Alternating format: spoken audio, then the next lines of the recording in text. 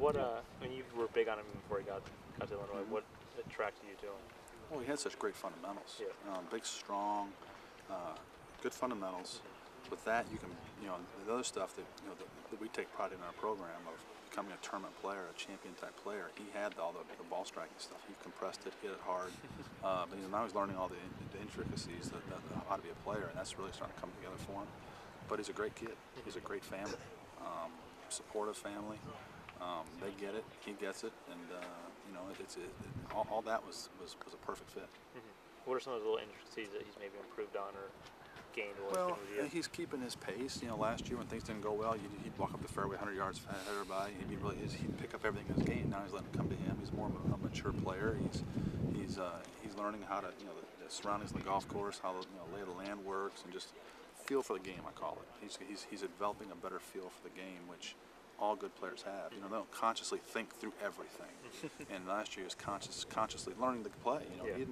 He didn't have a great record coming to school, but he was a very talented player. You could tell he was. And but he's developing a feel for the game where he's just letting it all come, and he's digesting it and figuring things out just with the with instinct. And that's what you try to teach your players, I think. Where'd you see him, or where'd you find him? Or not that. I got an email or something, about this kid, and then I liked his video, and that's the first thing, the fundamentals, and then I go and watch him play. Watch him play at the Spirit, watch him play at the Orange Bowl and the Publix and Doral, and you develop a relationship. I mean, recruiting is all about relationships more than anything, and you'd have to ask him probably more about that, but about what why he chose us, because it was his choice, it wasn't mine. I mean, everybody wanted him, but I mean, he was good. I think Texas liked him, Florida State liked him. A lot of the good programs saw him and liked him, but we just developed a strong relationship. What it's one at Murfield earlier this season. What's another kind of big, hard tour golf course? What is there anything about big, hard golf course that fits him? Well, yeah, I mean, if you watch him swing at it, he's got the qualities that it takes from tee to green, and he's getting better. Like I said, he's the glue that holds everything together. He's getting better. He compresses it. He hits it hard. He's a great iron player. I mean, yesterday, I walked with him coming in yesterday. He just barely misses birdies on 15 and 16. A little frustrated. But driver hybrid in 17, 20 feet, tap in birdie, driver wedge into 18 a foot.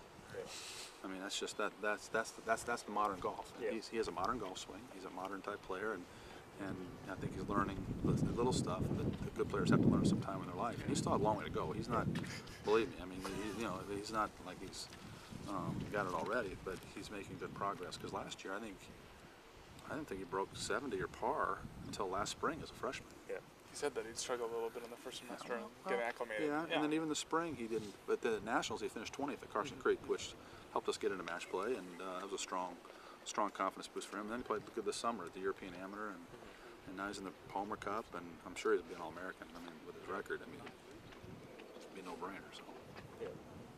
And what's tomorrow like for trying to jockey for top 8? Same thing we've done all year. Same thing we tried to win the Big Ten championship again. When we won that, we just go out and play hard every day, and you try to beat people ahead of you. We're not going to try to shoot for number 8. We're going to try to catch number 1, 2, or 3. And that's what we did at regionals. We had a young team at regionals. Last week, our first guy goes off, has struggles the first hole, makes a 10 on the first hole, and 2 freshmen behind him when his wind's blowing.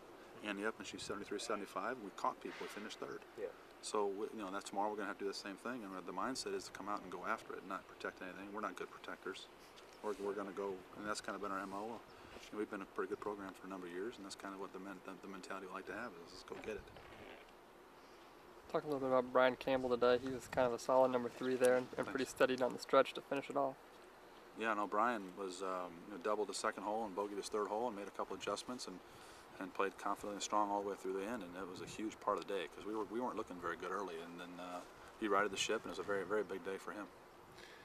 Experiences you've taken from last year and from being with Scott the year before and whatnot, how important are they in terms of trying to get you to be able to get them in the right mindset?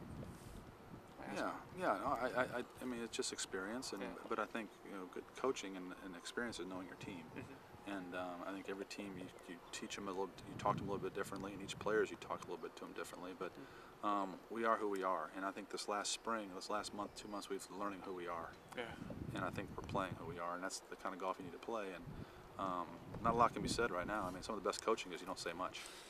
You know what I mean? Yeah. I mean, you create an environment, you create a mindset, Yeah. but then you can make bigger problems than they are. And some of our guys were thinking too much out there today. To be honest with you, they were trying too hard. Sometimes you got to relax and just play and let your talents take over.